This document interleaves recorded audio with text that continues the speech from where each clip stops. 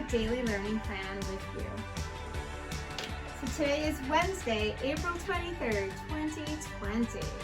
And today I already made our schedule with check boxes just for you so that you really know how to set it up by now. Now you just have to make your decisions about what makes sense for you to do first and how much you can do before you need a break. So I'm just going to give you a sample of what a daily plan looks like. So as you know, Miss Solomon likes to begin her day with independent reading. And then I put in number 2, inquiry writing. And inquiry writing today, we are going to be using our observation journals and these transition phrases, I notice, I wonder, it reminds me of. And these transition phrases are going to be linked to your observations so that you can take 3 sentences and group them together and glue them together with those transition phrases into a really nice paragraph. And you guys have done this before with me. So today you're going to try out, I notice, I wonder, it reminds me of. In word work today, you're going to work on editing your work and making sure it makes sense. Using those short sentences with 2 or 3 words, you're checking to see if the verb and noun agree. And does it make sense? So we need to go back every single day and reread our writing. I do that for myself before I send out an email or a letter or a note. I reread it because sometimes I'll forget to put an S at the end of a word, and even teachers make mistakes, and that's okay. Let's reread, make sure our writing makes sense.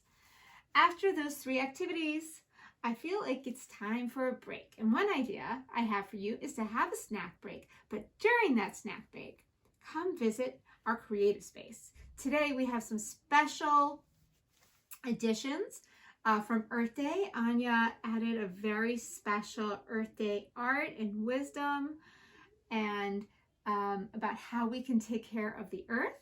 And also come and check out our class Flipgrid.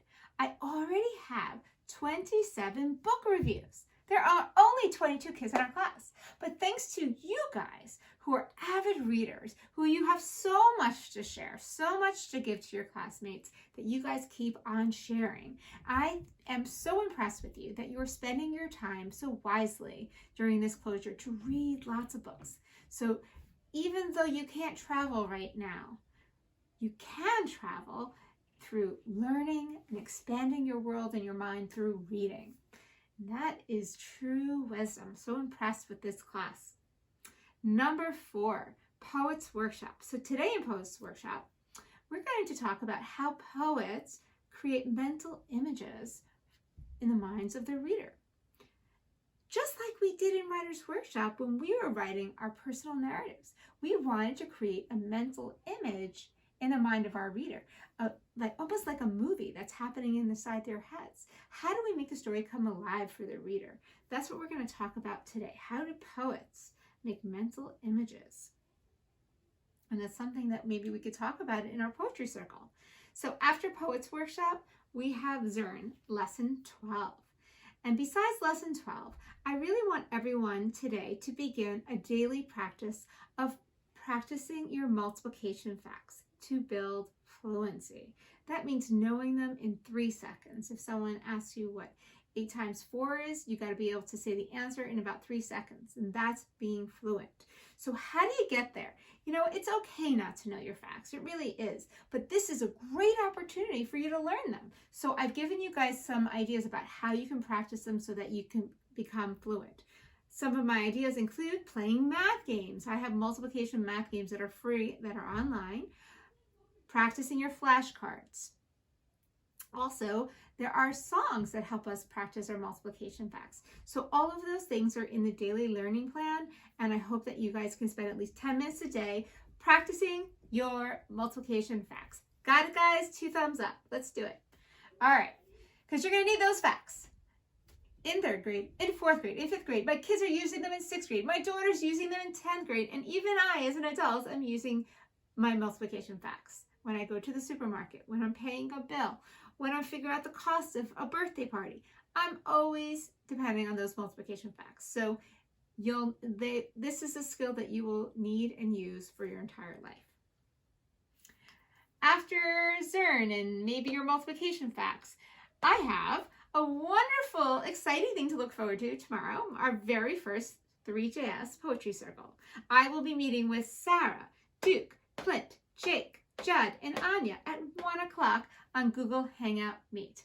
And these guys should have already answered the before questions, thinking about what is the mood of their poem, what is the most important part or the heart of the poem that they really want the reader to pay attention to, what's important and what do they want the reader to come away thinking or knowing.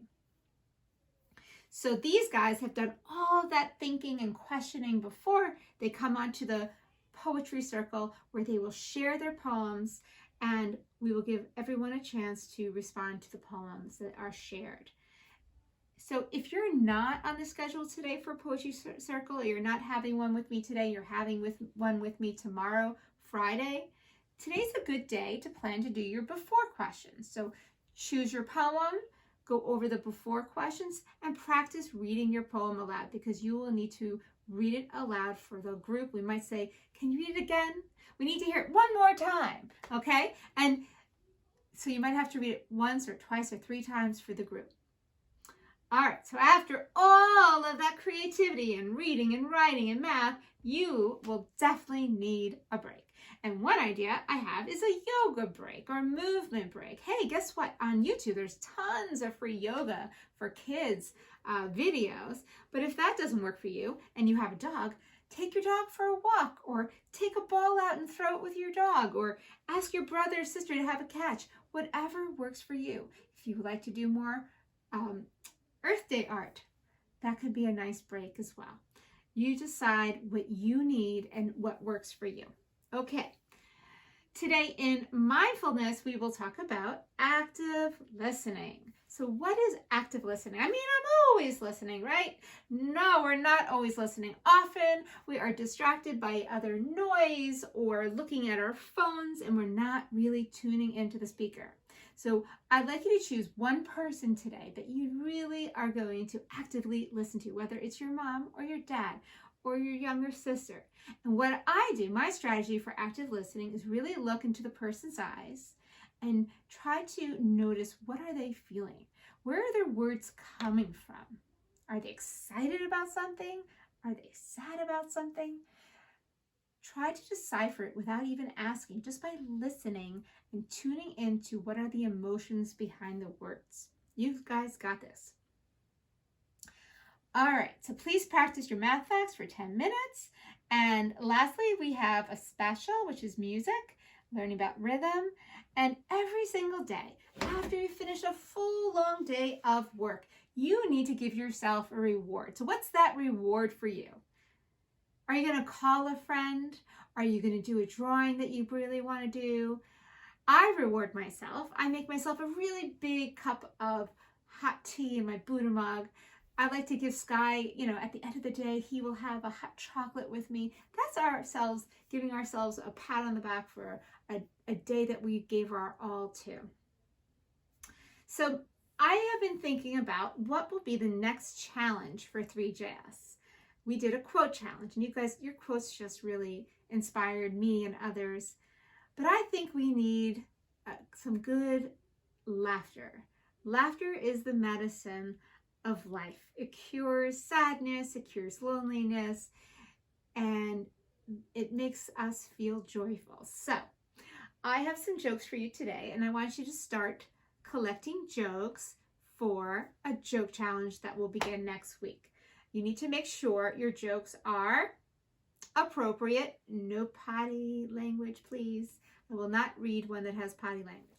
Here are some jokes that I have for you. Here is a math joke. Who invented fractions? Henry VIII. Okay. Why did the nose not want to go to school? It was tired of getting picked on. Okay, that's a little inappropriate, but that's okay. Not too inappropriate. And What did you learn at school today?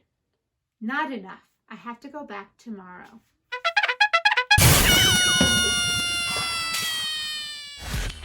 Lastly, I have a knock-knock joke for you. Knock, knock. Who's there? Annie. Annie who? Anybody home? All right, 3Js. I hope you enjoyed my silly jokes. They came from this book, School Jokes. And I'm looking forward to hearing your jokes. Have a super, tremendous, joyful day. Get onto Flipgrid. Get ready for your poetry circles. I'm excited to see my kids online. Bye, guys.